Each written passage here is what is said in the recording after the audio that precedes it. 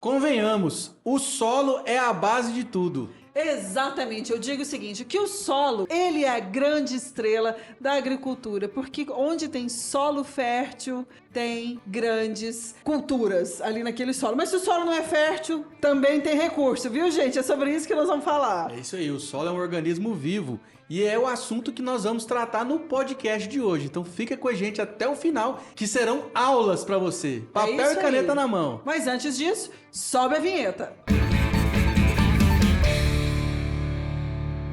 Bom dia, boa tarde e boa noite. Claro, eu sempre falo isso porque a gente não sabe que hora que o nosso telespectador está assistindo o nosso episódio. E eu concordo plenamente com você. Mas acho que o pessoal gosta também, não gosta? Eu tenho certeza que sim. Deixa aí nos comentários pra gente saber. E aí, Pedrão, me conta, qual que é o nosso tema de hoje? Afinal, nós vamos falar realmente de uma estrela dentro da agricultura? É isso aí, mas antes disso, ó, você chegou aqui, não foi à toa, já inscreve no canal, já deixa seu like aqui, já compartilha, esparrama esse conteúdo no mundo, pra gente difundir ainda mais, né, nosso maravilhoso agronegócio. Mas hoje, Lara, a estrela principal desse podcast não sou eu, não é você, né, é o nosso convidado que vai trazer um conteúdo fantástico pra gente, que é sobre um organismo vivo, que é quem? É o solo. Ele é especialista na área de solo e água, ele tem doutorado aqui pela UFG, Universidade Federal de Goiás. A gente quase não entrevista a gente da UFG, Quase né? não. É isso, eu tô falando dele, é o professor Vinícius Agro, aí da internet. Como é que você tá, professor?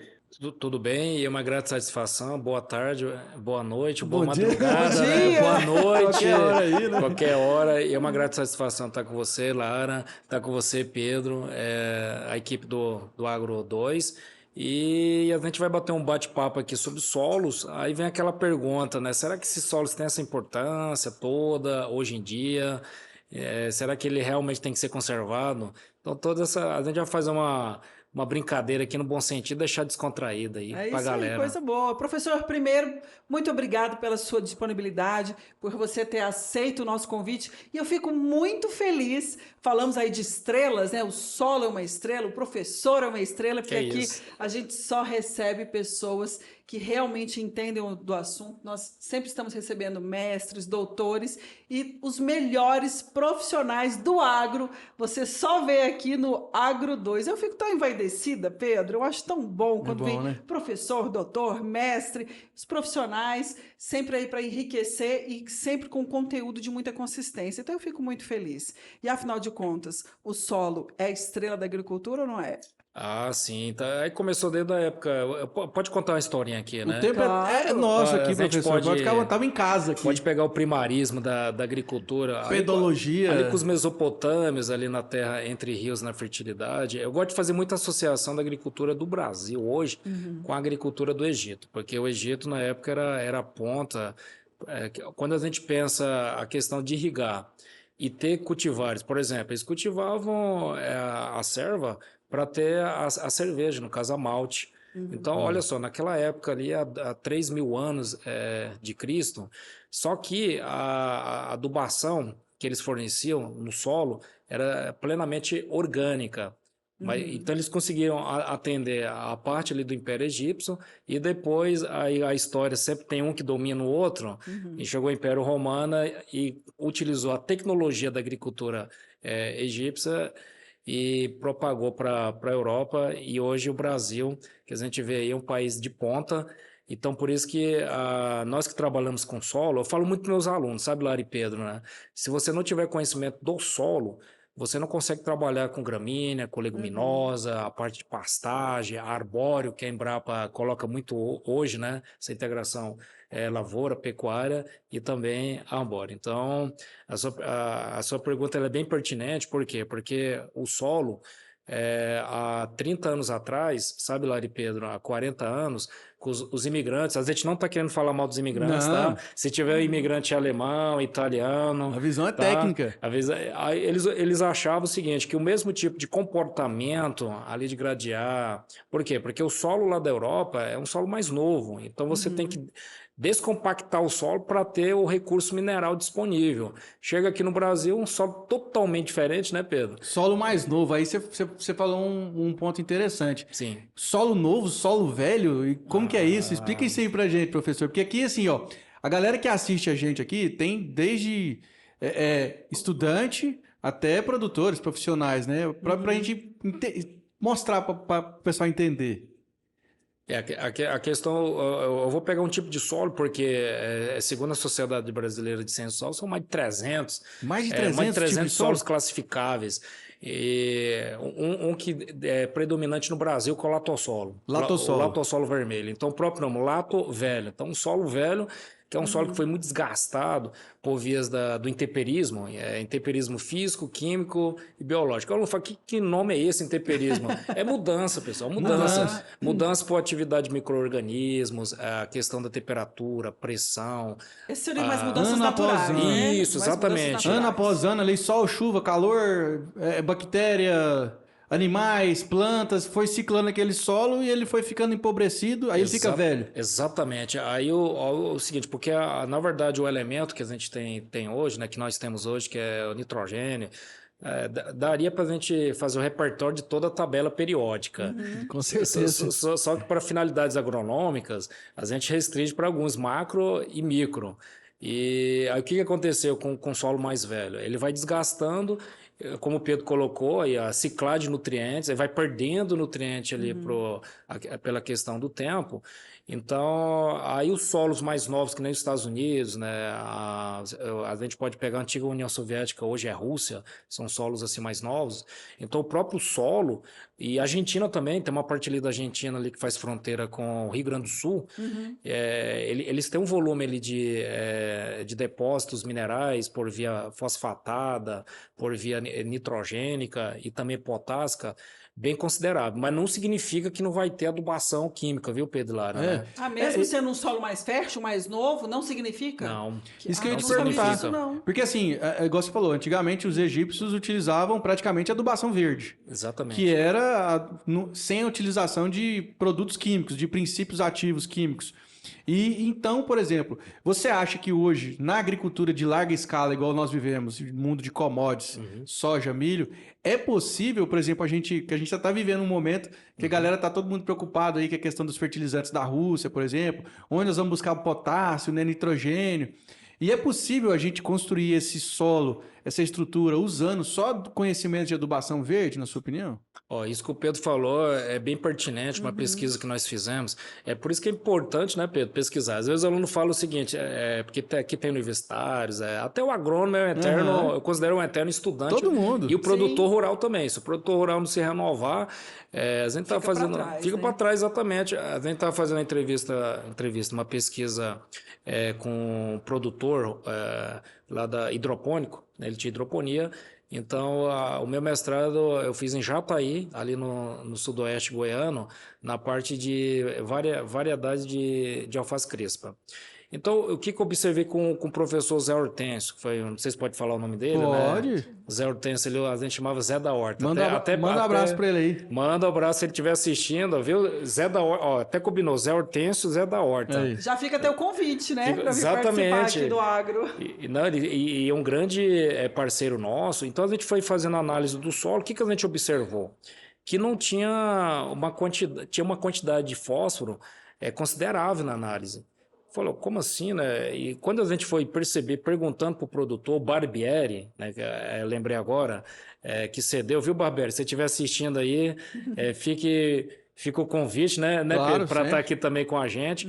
Aí ele fazia o seguinte, a deposição por via de fertilização orgânica. O que é isso? É estrume, né? No caso, origem animal, origem vegetal, com o tempo, mais de 15 anos. Então, ele foi construindo a fertilidade por via natural, fósforo, né? Ao longo do tempo, sem perceber, de forma empírica. Aí, quando foi observar com o professor, ele não precisa fazer adubação fosfórica, porque Sim, o próprio solo já tem. Nós estamos falando de um processo de 15 anos. Sim, 15 então, anos. no momento que nós estamos vivendo hoje, com a pergunta que o Pedro falou, se seria inviável essa adubação orgânica, seria inviável para as grandes commodities, por exemplo. O que a gente tem aqui na nossa pesquisa ali no FG, tem alguns micro-organismos como o Rhizobium, a Zictobarium, dentre outros também, aspergilos, diplococos, e eles podem fazer o seguinte, ó, essa pergunta é bem pertinente, porque tem um fósforo que ele fica inativo. Por exemplo, pode pegar a canequinha aqui, né? É como se isso aqui fosse uma rocha, aí no caso o elemento químico mineral fica preso aqui, na rocha. Então, determinados micro-organismos pode fazer o quê? Com esse fósforo, ele seja desmineralizado. O que significa isso? Ele sai da dissorção aqui da rocha e vai ser liberado para o solo e, consequentemente, é absorvível pela planta. Então, a pesquisa que nós temos com a pesquisadora Ieda, da Embrapa, o meu professor também, o Wilson Mosena, e a Eliana Brasil também, se a Eliana estiver assistindo, aí uma salva de palmas para ela, para o Wilson também, eu considero como meu pai e minha mãe aí, dentro desse campo do manejo orgânico, né? Manejo ecológico. Eu acho que a ecologia envolve mais, né? E aí, Lara, sua pergunta, hoje a gente tem como constatar por via laboratório qual micro-organismo vai ser adequado. Então, futuramente, a gente vai ter uma recomendação para o Brasil inteiro. O professor Ieda já está catalogando, sabe, Pedro? E ela catalogou para o Centro-Oeste, mas a Embrapa ela trabalha a nível nacional. Então, falta ela catalogar para a região sul, o semiárido nordestino e a parte da região amazônica. Perfeito. E então ela vai o quê? Identificar os micro-organismos adequados para aquela região. Porque o próprio micro-organismo não só ele vai disponibilizar nutrientes, mas também identificar possíveis estados de compactação no solo. Olha só. Com qual agricultura? Nossa, a agricultura de soja não é pertinente aqui para esse ambiente.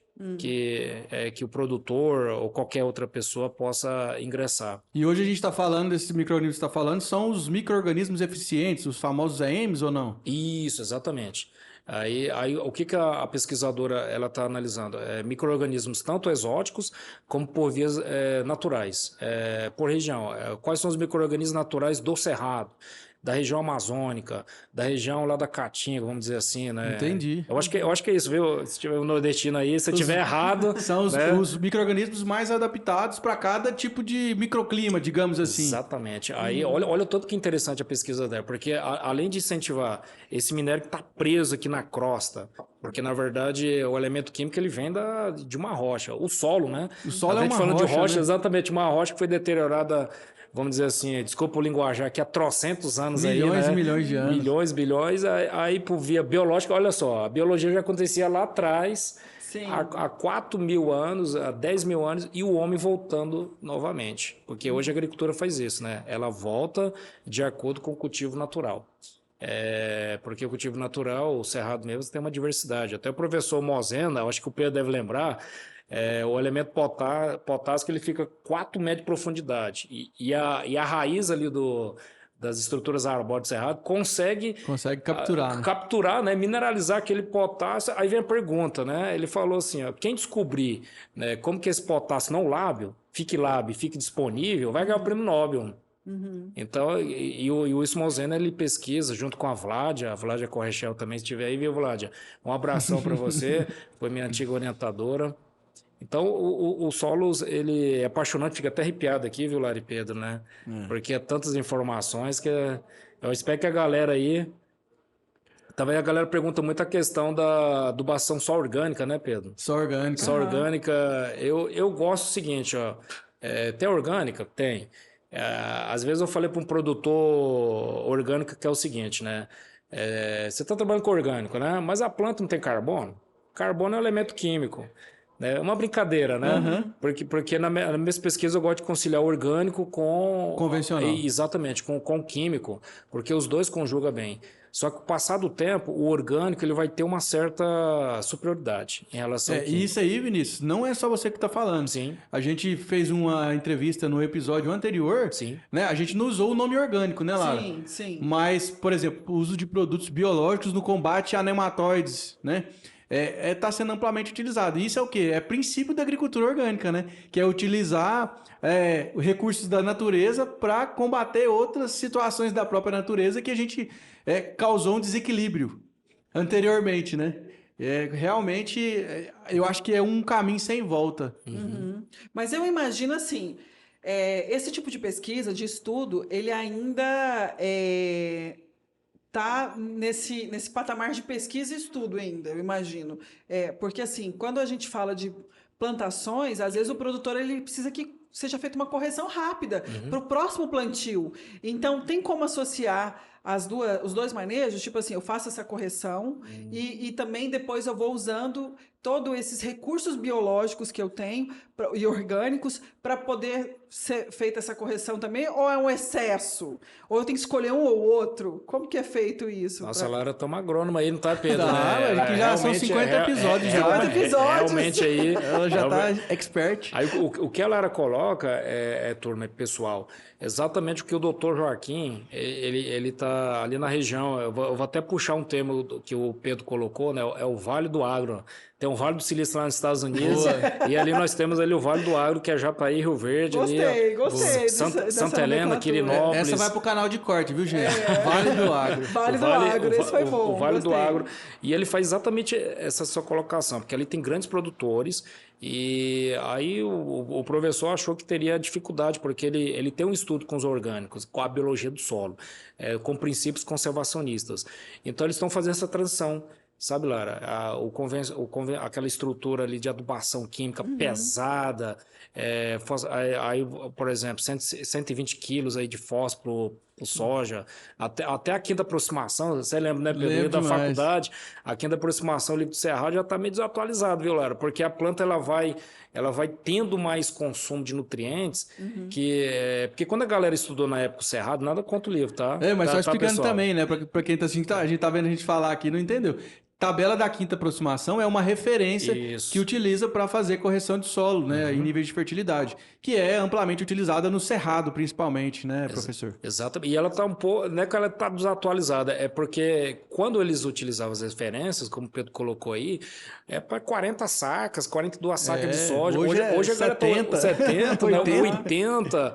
Então o que eles fazem? Aí tem as taxas variáveis que você calcula exatamente a quantidade daquilo que o solo precisa, que é o solo fonte, para aquilo que a planta vai precisar, que é o solo, no caso a gente gosta de brincar, solo dreno, né? Que vai drenar alguma parte. Ali no broto, do brotinho ali vai florescer e vai chegar ali no fruto. Nesse caso do grão, tá, pessoal? Do grão. A gente está colocando aspecto... Então, isso que a Lara perguntou, já tem agrônomos, já tem produtores ali do Vale do Agro, né? Ali de Jataí, que já estão fazendo essa transição. Então, até o pesquisador, o doutor Joaquim, se estiver presente aí, viu, doutor Joaquim? Um abraço para o senhor. Ele ficou espantado porque no começo ele não teve resistência. E já está começando a ter resultados eficientes, até a adubação química. O professor já vai publicar um artigo, já está diminuindo em função do quê? Da construção da fertilidade do solo por princípios biológicos. Então, olha só o tanto que o Brasil é interessante, né? Parece que já estava antevendo essa situação da Rússia aí, né?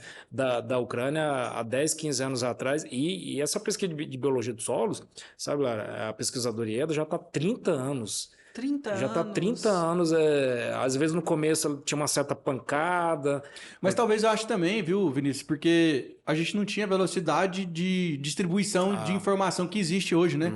Na internet, né? Hoje você encontra muita informação, né? Você dá uma googada aí, né? Você vai encontrar sobre o que você quiser, né? Talvez há 30 anos atrás, né? Eu nem tinha nascido ainda. Não tô brincando. Eu já tinha nascido, tem que falar a verdade. Eu também já tinha nascido. Os cabelos brancos Deixa aqui. quieto, deixa quieto. Não, mas assim, eu acho que, igual, eu sou de 89, né? Então, eu acho que eu peguei a transição ali do mundo offline pro online, né? O início dos anos 90 ali, que acho que a coisa começou a andar mesmo depois dos anos 2000, né? Isso. Sim, e eu imagino também que depois, com o advento da tecnologia, as informações dos pesquisadores elas começaram a se cruzar. Então, como a professora está há 30 anos, vamos dizer assim, que ela ficou aí pelo menos uns 10 anos se movimentando no escuro. Né? E eu acredito que esse movimento, esse maior volume de pesquisas nos últimos 15 anos se intensificou mais, porque aí as pesquisas começaram a conversar, elas começaram a ter pontos uns de atrito, outros um começou a afirmar a pesquisa ideias do diferentes, outro, né? E também pontos em comum, que às vezes validaram mais aquela ideia, e por isso que houve essa aceleração tão grande dentro do campo também, em termos tecnológicos, porque as pesquisas começaram a se encontrar e aí o negócio deu um boom, né, nos resultados. Então, começou a ficar mais eficiente. Eu acho que facilitou a vida no campo, não facilitou? A pesquisadora mesmo, ela tem um jargão que eu acho até interessante. A biologia não vai substituir a química, não vai substituir a física do solo, muito pelo contrário, ela vai complementar informações que vai ajudar na química, a parte da CTC, se a galera lembrar aí, né? A capacidade de troca catiônica, né? Você tira, desculpa falar, o infeliz do H+, né? e vai adicionar ali um cálcio ou magnésio, aí conforme a quantidade. Porque a gente tem cursos, viu, Pedro, também, se a galera quiser mais informações aí, pode divulgar, né, Pedro? Claro. Eu tenho o curso de interpretações, viu, pessoal? Vocês podem ir no meu Instagram, é professor Vinícius Agro. Então, além dos cursos, a gente faz algumas lives, e eu gosto de comentar muito com meus alunos. Professor, então significa que um solo que tem uma alta CTC, ele é fértil? Aí eu faço a pergunta, quais são os elementos que estão ali? Porque se tiver 70% de hidrogênio e alumínio, é alta CTC. Boa, professor, Então, você tocou num assunto bom demais, acho que é uma dúvida comum de muita gente, que até, às vezes chega no meu Instagram também, né, que a gente conversa bastante. Sou fazendeiro, eu tenho minha fazenda. Qual que é a primeira medida que eu tenho que tomar para começar a corrigir meu solo, para entender meu solo? Como é que é essa dinâmica aí? E se todo solo tem que ser corrigido também, né? Porque assim, eu comprei uma fazenda de solo fértil ou de solo infértil? Ou toda fazenda, independe do solo, ela vai ter que ser corrigida, vai ter que ser corrigida. eu gosto de colocar para meus alunos assim que não existe solo pobre, existe solo mal manejado. Olha aí. Então é o seguinte, por exemplo, tem um solo ali que você pode ter o sistema de gradiação, você acredita? Que o sistema de plantio direto não vai ter a mesma eficiência, porque a galera coloca, não, o sistema de plantio direto ele veio para ficar, mas ali no Rio Grande do Sul, como tem características dos solos bem mais pertinentes à característica do solo novo que a gente falou, que tem menos o tempo das atividades biológicas, É neossolo que fala? neossolo. Neossolo. E esse neossolo ele tem um conteúdo químico muito, vamos colocar o seguinte, preso, então tem que quebrar uma parte da estruturação física do solo para liberar aquele elemento para o solo, que a gente fala os colóides, que é uma estrutura tão pequena, é a bilionésima parte do metro, né? Para ter ideia. Então tem equipamentos aí que nem consegue, o microscópio mesmo consegue detectar esse colóide, essa estrutura pequena, que é onde está a soluçãozinha do solo, que a planta, por via raiz, vai absorver. Aí, Pedro, aí tem solos que o plantio direto ele não é mais adequado. Então aí o produtor... Polêmica, hein? Exatamente, é o historiador que tem que analisar. Porque eu gosto de comentar muito isso, sabe? Que o plantio direto, tudo bem, resolveu, aumentou a produtividade, mas você tem que analisar o seguinte, qual a origem do solo? Então, tanto que nos meus cursos eu gosto de colocar isso, eu gosto de colocar a descrição de alguns solos que são mais importantes, né? Tem o nitossolo, tem o latossolo, tem o quadsarênico, que tem aquela textura arenosa. Não, você começa a explicar aí. Vamos lá do primeiro solo aí. Não, mas espera aí, não respondeu minha pergunta ainda Então, do fazendeiro que quer começar a tomar uma atitude com o solo dele. Qual que é a primeira coisa que ele tem que fazer? A conhecer o tipo de solo, viu, Pedro? E aí, já é de fazendo cara. o quê? Aí ele tem que ver o seguinte, ó, solos tropicais, que não é o nosso, aí tem que fazer um pré-plantio. Primeira análise, né? Exatamente. A coleta, né? A coleta tem que ser feita de forma correta, porque é o seguinte, tem muita gente que faz a coleta, por exemplo, eu estou numa área montanhosa e de repente faço a coleta numa planície. Entendi. Então aí eu tenho uma cultura, por exemplo, ali eu vou colocar um exemplo aqui, de alface. Então você vai fazer uma coleta ali para 0,20 no máximo. Então tem estruturas, por exemplo, perenes, que nem o café, aí você tem que fazer uma coleta de 0,30, 30, 60 ou até mais centímetros. Aí o seguinte, depois... Depende do que eu for cultivar, então. Isso. Então, primeira coleta, antes de fazer a coleta, você já vai dimensionando qual tipo de cultura você vai adequar. Se é uma pastagem... Então o ideal é começar pela cultura, não pelo Exatamente, solo. Por exemplo, é porque assim, é muito comum, né? Chegar a gente para mim e falar assim, Pedro, eu quero fazer um projeto de plantio de milho doce. Mas assim, instintivamente, a primeira pergunta que eu faço, mas quem disse que tem que ser milho doce? Justamente. Mas aí, então, no caso do solo, é bom a gente então pegar, por exemplo, uma cultura que teria uma profundidade média ali de, sei lá, 50 até 1 metro de raiz, para aí então a gente ter um diagnóstico mais adequado. Exatamente. Tanto que tem empresas, sabe, Pedro? Empresas aí de climatologia agrícola que elas fazem também esse estudo também. Elas vão dimensionando uma onda, vamos colocar uma onda não, uma massa de ar quente ou frio que está chegando, e aí eles fazem um panorama. Nesse momento não é possível você plantar soja, por causa dessa interferência climática que vai acontecer. Aí você imagina se o produtor tiver também esse assessoramento, porque é uma disciplina que às vezes a gente passa, eu mesmo passei na faculdade, vou falar a verdade aqui, viu, pessoal? Não tinha nem noção da importância, viu, Lara, da mas climatologia. isso aí é só depois que forma. Depois que for climatologia. Aí quando você vai trabalhando que nem o macaco velho, aí você vai fazendo os links. Nossa, mas essa agronomia, tanto que eu falei, fica arrepiado, porque além do solo você tem que puxar um pouco de climatologia, mas aquela questão é o seguinte, eu como doutor em agronomia, pessoal, aprendo todo dia com um auxiliar de campo, viu, Pedro? Então, Sim, essas sempre. informações que a gente traz aqui, o histórico da fazenda, que nem que você colocou, a primeira tomada de decisão, isso aí foi ouvindo produtor, ouvindo a galera do campo lá, o dia a dia, que às vezes eles colocam algo que eu nem enxerguei, sabe, Lara? Aí eu vou na bibliografia, não tem na bibliografia.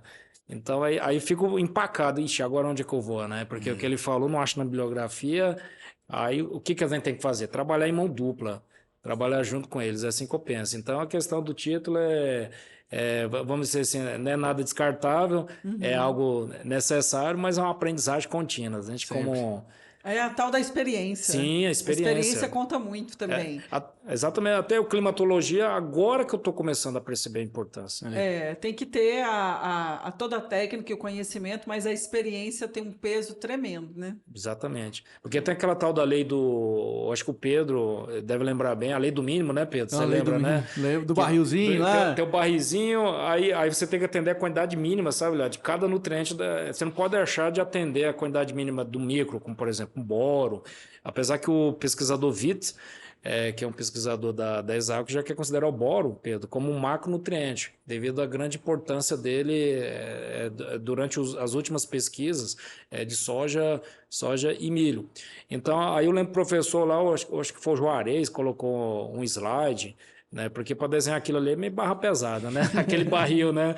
Aí ele colocava o nitrogênio nessa altura, sabe, Lara? Aí o níquel abaixo, cobalto abaixo. Não, isso aqui está desnivelado, porque qual que é o correto? Todo mundo está no mesmo nível de equivalência. Então, o nitrogênio está nessa linha, aí o molibdênio também vai estar nessa linha. Agora, quando você tem o molibdênio aqui embaixo, é porque não atendeu a quantidade mínima de molibdênio. Aí, esse nitrogênio aqui, ele já vai começar a ter uma certa deficiência, porque tem que atender o molibdênio. Sei que o molibdênio, ele ajuda na quebra do N2 para disponibilizar o nitrato. Olha só. Então, todos esses elementos, eles têm que estar equilibrados, então, de maneira igual. Impressionante. Eu não sabia disso, como não. tudo na vida resume a química, você já percebeu?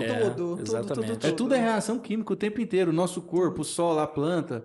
Tudo. Para chegar a essa imagem aí, onde você está assistindo o podcast, é química pura a vida, né, cara? Pura. Aí é química e um pouco até de matemática. Quer ver? Olha, tem aquela curva, lembra aquela curva quadrática, Pedro? Não me aperta demais, da lei da resposta quadrática. Aí eu falo, que é resposta quadrática? Porque a gente faz muito isso nas pesquisas que a gente confere no doutorado, né? Porque na matemática, à medida que um componente, vamos colocar o componente X aqui e um componente Y. O componente Y, produtividade. Aqui no X será a dose de nutriente. Então, vai aumentando a dose de nutriente, aí a planta ela vai corresponder ali uma produtividade máxima, que quase alcança a curva máxima. Por isso que eu falo que ela não é bem uma concavidade bem fechadinha, que a gente chama de produtividade máxima. Como assim, professor? É porque é o seguinte, que à medida com que está aumentando, aí você vai chegar naquela lei do decréscimo. Sabe o decréscimo, né? O que é o decréscimo? Incrementa 10% de quilos de nitrogênio, tem mais de 100% de resposta. Incrementa 30%, já abaixou para 70. Também está diminuindo? Não necessariamente significa que jogar mais adubo vai ter um resultado maior. Exatamente. Aí ele chega lá... Você satura, né? Satura, justamente. Aí chega num momento lá que vai dar 20% de resposta. Então quer dizer que você determinou que não adianta 80 quilos, vai ser 80 quilos. Então, por isso que a pergunta do Pedro fazendeiro, ele tem que olhar isso também. Peraí, eu tenho a cultura, eu tenho um solo, e esse nutriente está permitido no solo, que vai ser permitido na planta? Olha só o mecanismo aqui que o agricultor tem que ter. Solo, aí tem que ter um agrônomo, né, Pedro? Aí tem que puxar a Era isso que eu ia sardinha. falar. Mas quando a gente fala agrônomo, viu, Lara? O Pedro sabe muito bem que o agro ele envolve tudo. Nossos amigos aí, zootecnistas, tá? Não fiquem assim com o olhinho atravessado, não.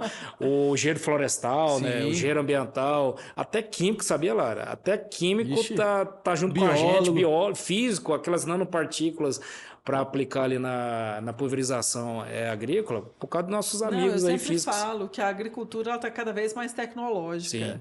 cada vez mais. Não exige, eu falo assim que a agricultura está num patamar que hoje não tem como você ser amador. É. Mesmo porque é muito caro produzir também. E parece que está mais caro ainda, né? Agora, depois dos últimos acontecimentos aí mundiais, está ficando cada vez mais caro A produzir. tendência é só ficar mais caro. Então, não é aceitável amadores. Mas vamos mudar um pouco o rumo dessa prosa aqui. Vamos falar agora aqui de tipo de solo para a gente tentar entender. Porque, por exemplo, predominantemente aqui no Centro-Oeste, onde a gente está aqui, Goiânia, Goiás, Mato Grosso, pedaço do Tocantins todo, né? Mato Grosso do Sul, a predominância é do latossolo, Sim. que é esse latossolo vermelho. Mas duas perguntas que eu tenho para te fazer. É possível ter ali manchas de solo, de outro tipo de solo dentro do solo predominante? Por exemplo, nós estamos no latossolo. É possível ter outro tipo de solo aqui dentro? E se essa transição de um solo para o outro, ela é brusca, assim, igual o Rio Negro e Solimões lá, que fica... Você vê a linha? Ou isso tem uma faixa de transição? Essa característica que você falou tá mais pro câmbio solo, viu? Câmbio solo? Do que o latossolo, porque o câmbio, ele vem de mudança, né? É o câmbio do carro, você tá mudando a direção para a direita, para a esquerda. O câmbio solo ele tem essa característica Transitória. transitória, por quê? Porque ele vai acumulando resíduo de outros solos. E, por exemplo, o latossolo, ele tem característica do nitossolo, que é aquele solo... Já viu aquele solo vermelhidão? Bem vermelho Vermelhão. assim. Quando você faz aquela perfuração no solo, 3 metros vermelhidão, é o nitossolo. Por que é nito? Porque ele é brilhante. É aquele vermelho que brilha os olhos, aquilo ali é o nitossolo. Então, o cambissolo, ele está mais do que o latossolo. O latossolo, como ele está desgastado, então ele apresenta uma característica predominante típica dele, né? Que é baixa CTC... Aí tem alta acidez, tem estrutura relacionada, por exemplo, com a micro e macro.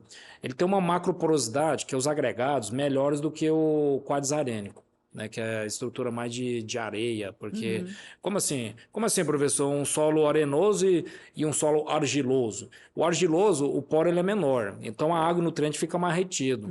Aí o solo arenoso, vou fazer a comparação, um poro maior, então a água, o gradiente hidráulico, ele vai percorrer com mais velocidade, a velocidade da água, e junto com o nitroante vai embora. Aí chega um doidão, no bom sentido, viu? O japonês do estilosantes, já ouviu falar, né? Já demais. O japonês do estilosantes incrementa o estilosantes Campo Grande. Aí eu estava até conversando com ele semana passada, porque o nosso bate-papo aqui é solos, né? Então aí tinha um fazendeiro lá, um lavorista, já estava querendo vender a fazenda dele, um solo arenoso. Muita areia. Muita areia. 40 sacas de soja, hoje não cobre nenhum custo, né? Não paga nenhum custo. Então você não consegue manter. E o japonês falou, espera 1 ano e meio. Falei, como assim? Espera 1 ano e meio para produzir um estilosão? Que capinha é esse? E depois de 1 ano e meio, Lara e Pedro, a produtividade desse produtor saltou de 40 para 62, 65. Opa, aí já ficou competitivo. Não, o lavorista só não pegou um foguete, né? Soltou um foguete porque não tinha ali na hora. Porque ele queria fechar mesmo, ele queria fechar a porteira e Desistir vender. do negócio mesmo. Aí o japonês está me procurando para a gente desvendar quais são os biológicos que estão presentes ali, atuantes na questão da produtividade. Aí isso que é bom a pesquisa, tá vendo? Então, ele sabe ali o resultado, mas aí o fator interno, né? Que tipo de micro-organismo está ativando esse solo ter essa produtividade. Então, isso que o Pedro falou, viu, Pedro, está mais característico para o câmbio solo. Ele pega resíduos de outros solos, por isso que tem esse nome. Na verdade, quando tem o nome do solo, não é por acaso, né? Você pega o nitossolo, um vermelho, aí o latossolo, muito desgastado, e assim vai, né, pessoal? E hoje, qual que é, assim, o melhor tipo de solo, na sua opinião? Aquele, assim, que... Porque antigamente eu escutava muito o avô, né, a avó falar assim, não, aqui é terra preta, né? Que isso tem a ver, de fato, ou não, ou é puro achismo? Não, mas isso que o Pedro falou é muito pertinente, porque, por exemplo, um gleissolo. Um gleissolo para aquele que está mais próximo de córregos, Só um pouquinho, depois coloração. você escreve pra mim, eu vou botar o nome do meu filho, Gleissolo, Olha, Latossolo, Latossolo. Neossolo, Clintossolo. Ainda tem o tal do- Sacanagem com o filho, Olha aí, hein? tá vendo? Não deixa Então, seu o tal esposo do- escutar isso, não. Se quiser, se tiver um neto, você coloca a Chernozênica e fica lá da Rússia, a Chernobyl, né? Permafrost, né, que é o congelado. Então o gleissolo ele está mais presente ali, pegando essa sua deixa da cultura. Aham. Mais regiões ribeirinhas, córregos, então a coloração dele é cinzenta. Já viu aquele solo cinzento que tem nos córregos?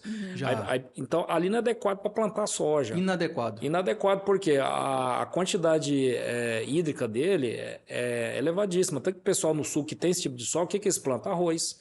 Porque arroz é mais adequado para uma estrutura hidráulica, né? Vamos colocar assim, que tem água, sabe, pessoal? Que tem mais água, então a raiz do arroz ele consegue respirar e soltar os nutrientes. A soja não. A soja por quê? Porque ela precisa de um ambiente bem drenado, né? Até os agricultores colocam ali 80 milímetros. Se não tiver 80 milímetros ali em torno de 30, 40 centímetros, não está na hora de plantar, né? Porque a soja não responde. Mas isso é verdade, Pedro. Para cada tipo de solo, você pode canalizar um tipo de cultura. O latossolo não. O latossolo você planta praticamente tudo. Porque aí você mesmo repõe o nutriente dele através do manejo. Exatamente. Tanto que a Embrapa tem o arroz, né? O arroz não irrigado, né? Isso, e o arroz irrigado em latossolo. Aí o mesmo ambiente. Então eles têm dois tipos de concepções por via de produções, nesse caso aqui do arroz. E aí, mas aí, resumindo, então o gleissolo seria hoje o solo mais fértil naturalmente? Ou não? Ele para a cultura de arroz, né? Porque Pra cultura do arroz. Para a cultura de Depende. arroz. Isso. O solo, isso. eu acho que para ser considerado mais fértil ou não, depende da cultura. Da Não cultura. necessariamente, Exatamente. entendi. Porque Isso. não necessariamente ele é fértil para outra cultura. Exatamente. Ah, agora Ele eu pode ser captei. muito Exatamente. fértil para uma cultura, mas não pode Aí, ó. ser, às vezes não é tão eficiente para outra cultura. Exatamente. Por isso que a gente fala. Agora sim, pode dependendo perguntar. assim do agricultor, será que ele na hora que ele está vendo aquela terra assim, é possível através somente da análise visual, eu falo assim, não, essa terra aqui é boa, porque você falou que existem vários tipos de solos, né? Então cada um tem suas características também que eu consigo vê-las visualmente. É possível para o agricultor bater o olho ali no solo e falar assim, não, essa terra aqui é boa para tal cultivar, ou não existe essa Eu possibilidade? vou até contar uma piada aí, eu acho que meu ex-sogro não vai gostar, né? Desculpa aí Ai, se meu tiver. Deus. Só que eu não vou citar o nome, né? Vou deixar aqui em off. Só ele vai saber, então, meu os sogro- amigos dele. Meu sogro uma vez comprou uma fazenda, sabe? Aí o capim tava lindo, né? Só que quando ele foi investir, o que que ele viu? Que ali no substrato só tinha estruturas rochosas.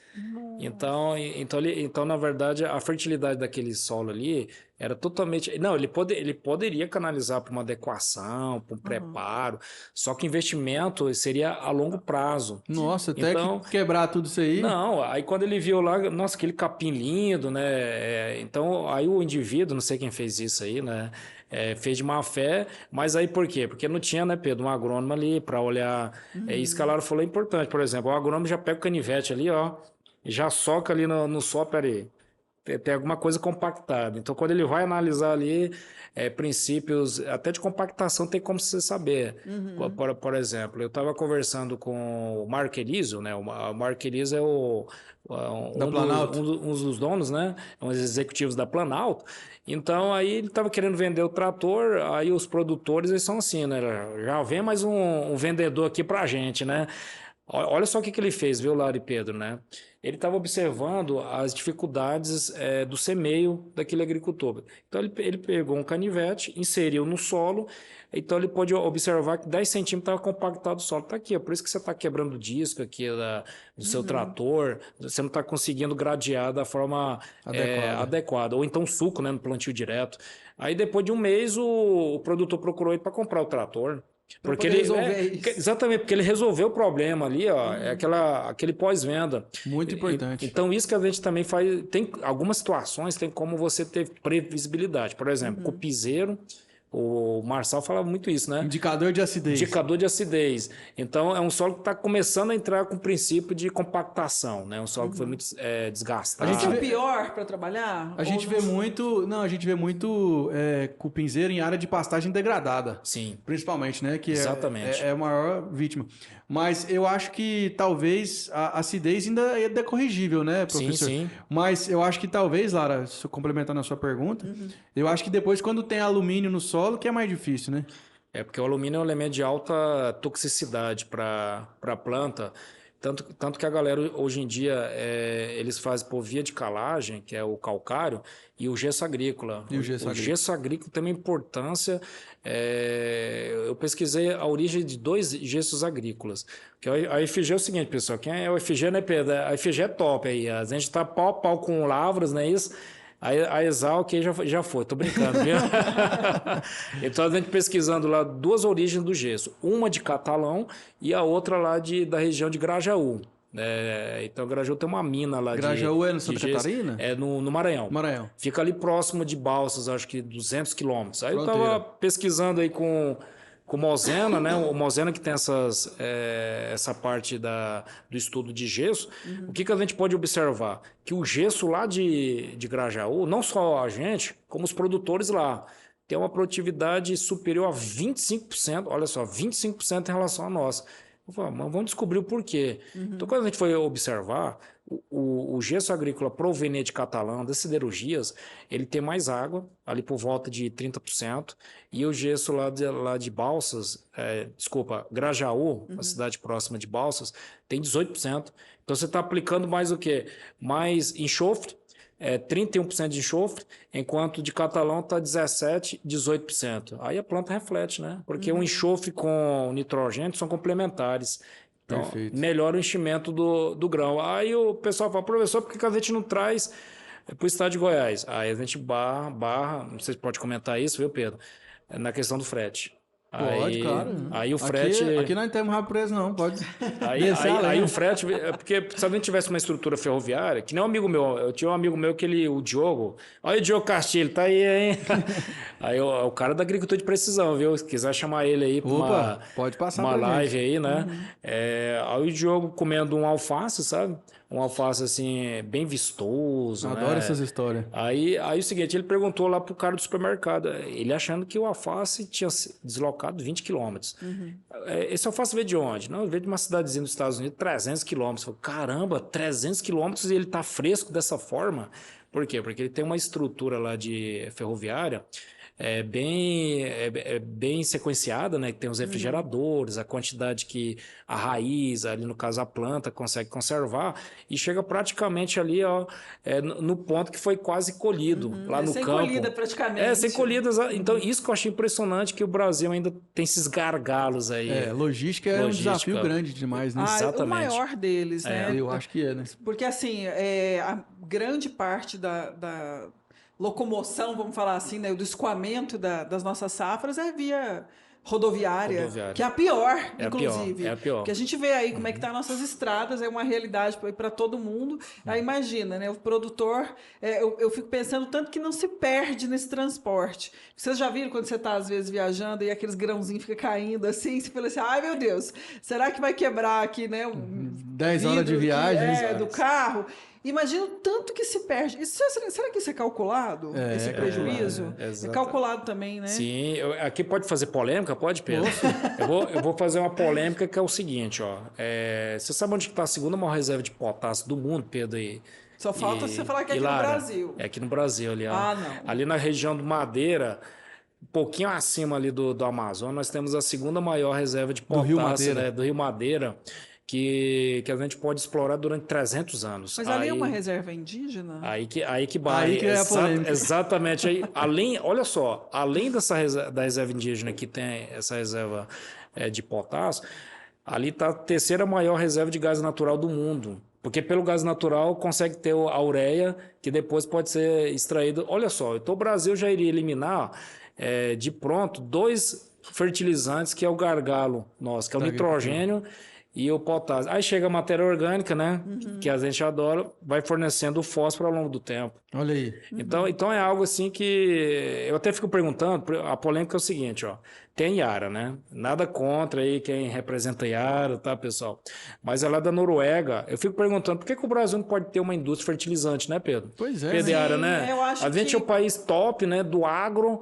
Sim, essa é uma grande questão. dependente, E assim, ela veio muito à tona agora. Sim. Porque aí nós estamos aí, vamos começar a sofrer, não para essa safra agora, né? Mas Sim. para as próximas, a gente vai começar a sofrer se as coisas não melhorarem. E aí vem a grande pergunta: por que que o Brasil não explora, né, esses minerais? E por que que nós não temos uma indústria de fertilizantes no Brasil? Porque Exatamente. a nossa produção aqui é mínima, mínima, mínima. Então, quando nós falamos assim, não, nós vamos ser a maior potência, queremos ser a maior potência do agro, mas a gente não consegue resolver esse problema. Eu falo assim, que é uma questão governamental. Sim. Eu acho que é mais um movimento política governamental. pública, né? Política pública, Exatamente. exatamente. Então, eu acho que também é um grande entrave. Mas eu falo assim, que nem tudo é ruim. Igual nós estamos vendo essa guerra aí, e agora esse problema com a Rússia, essas sanções, e aí a gente está vendo que, poxa vida, agora e o plano B? Não tem o plano B. Estamos indo pro Canadá buscar, né? O Canadá. Exatamente, Mas é mais caro, né? vai Justamente ficar mais mais caro, porque também várias outras Exatamente. nações vão para o Canadá também procurar. Mas e qual que vai ser? O que precisa mais para o governo pensar e falar assim, opa, a gente precisa. Até a Petrobras tentou, né, investiu milhões para fazer uma Lá em indústria. Três Lagoas, né? Para fazer uma Três indústria Lagoas, e foi abandonado o projeto. Inclusive, um dos proprietários são russos, né?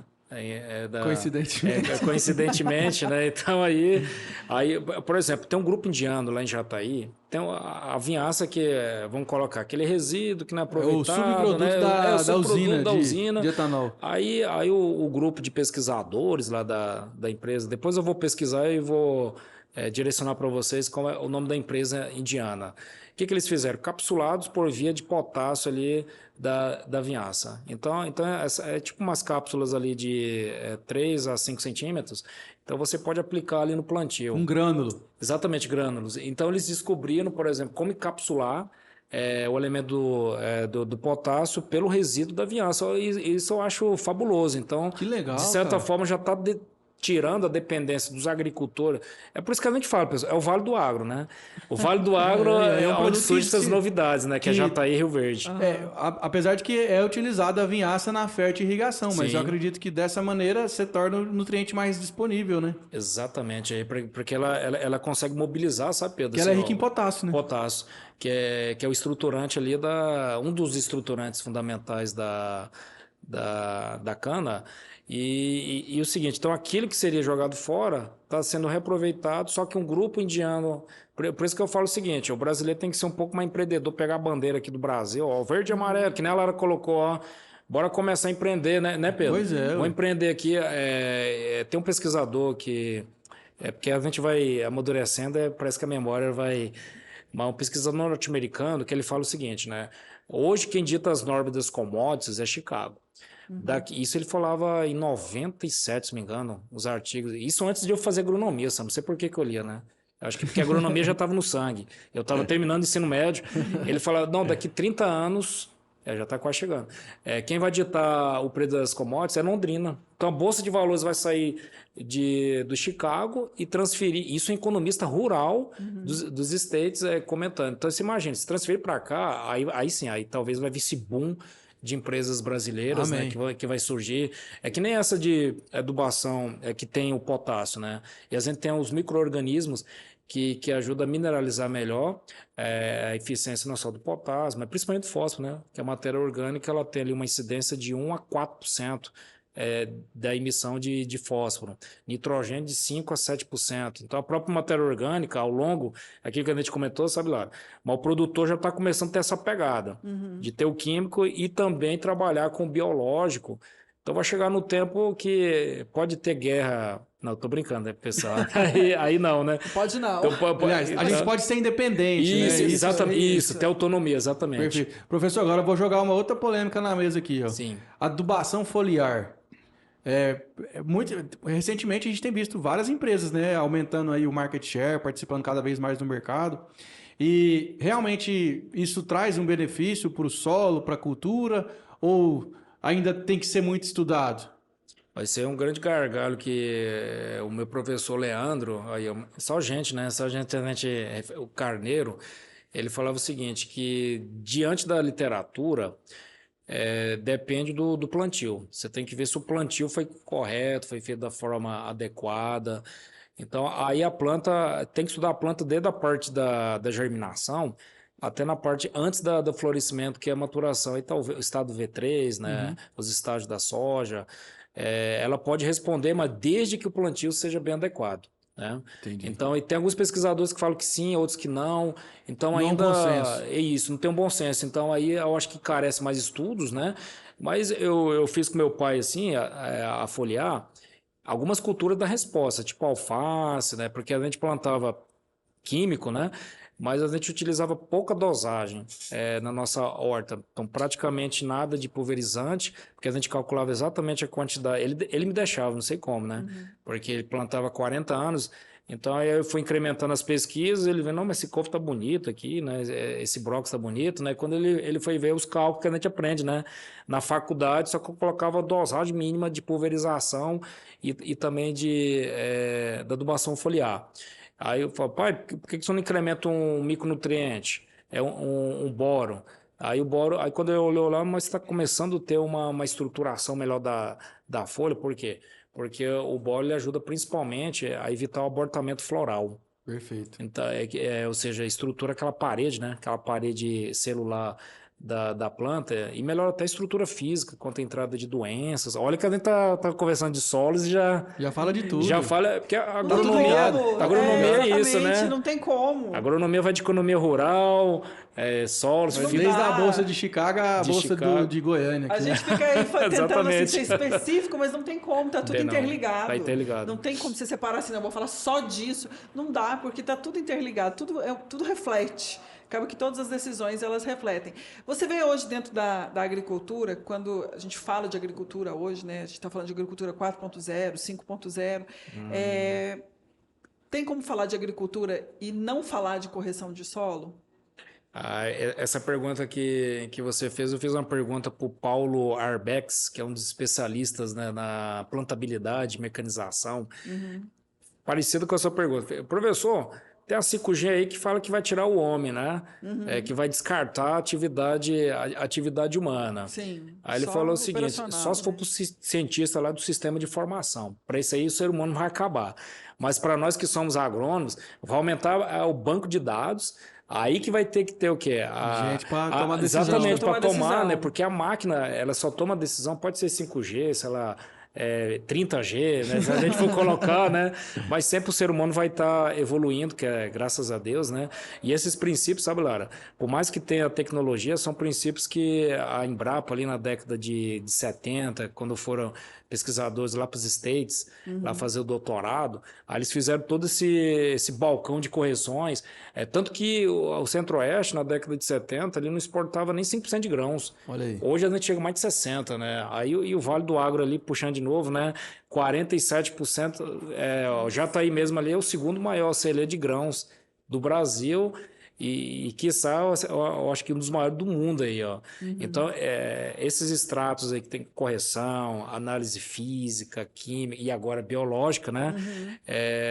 Vai ser sempre um incremento e a tecnologia, ela vai o quê? Ela vai responder se sim ou não se aquela correção está sendo feita, né? Se aquele calcário que você adotou pode ser 3 toneladas, 4 toneladas, né? Aí com um conjunto de dados, aí o responsável ali, o produtor, o agrônomo, né?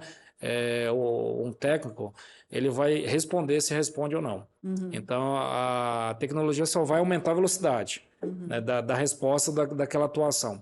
Mas quem vai tomar a decisão, graças a Deus, né, é a atividade antrópica, que é o ser humano. Professor, queria agradecer demais pelo seu tempo. A prosa Já acabou? foi tão...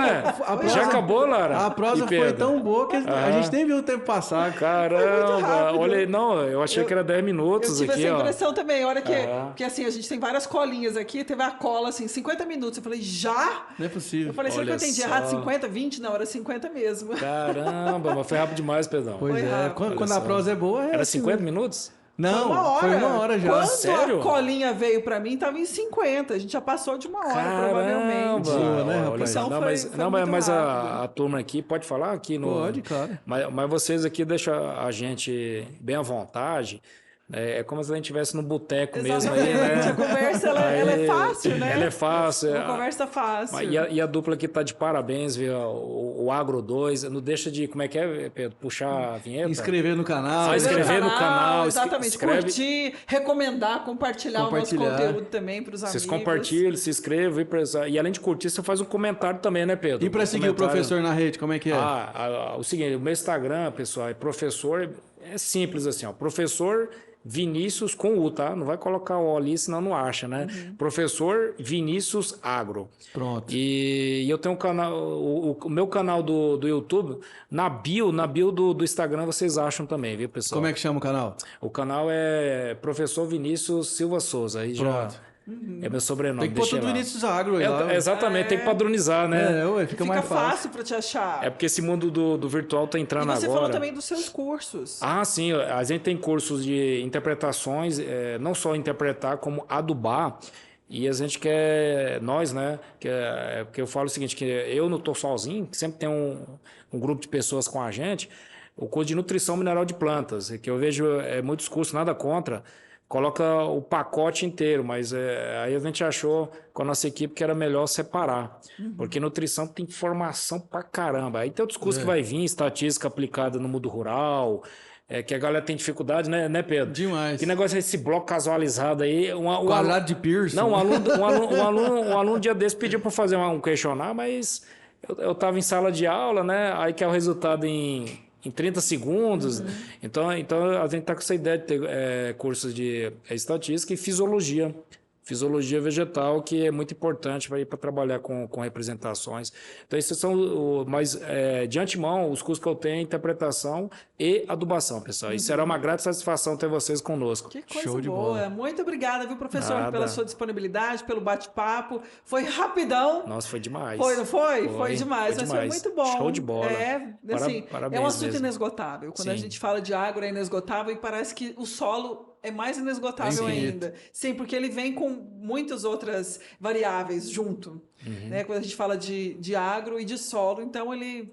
Enfim, mas foi muito bom, deu pra gente dar uma noção aí pro pessoal que tá vendo aí a gente em casa, escutando a gente. Obrigado pela audiência de todos. E você, Pedro, como é que a gente faz pra te achar? Vamos lá, quem quiser achar o Pedrão nas redes aí, é só ir lá no @porpedromaia. Pode mandar o direct lá que nós estamos à disposição. E o seu, Lara? E o meu é @larabrito.real. E o nosso? Era isso que eu ia falar. E o nosso é um pouquinho diferente. Não é Agro 2, não. Agro 2 é aqui do YouTube. Mas se Lá for no Agro 2, você Instagram- acha? Você acha. Lá no Instagram você tem que colocar Portal Agro 2. Eu faço questão de recebê-los lá também. Ah, e mais, lembrando a todos que nós temos um canal de notícias. Além de você estar vendo a gente aqui, você pode estar lendo todos os dias sobre o agro, que é no www.agro2.com.br. Perfeito. E também no TikTok, estamos no TikTok também, pode ir lá que você vai encontrar uns cortes muito bacanas também aqui do nosso podcast. Não tem dancinha não, viu, professor? Pode ficar tranquilo. Pelo menos por enquanto, né? Dia de amanhã a gente nunca sabe. A gente tá livre por enquanto. Então é isso aí. Muito obrigado você que ficou com a gente aqui até o final dessa prosa. Fica com Deus e até a próxima. Tchau, tchau, pessoal.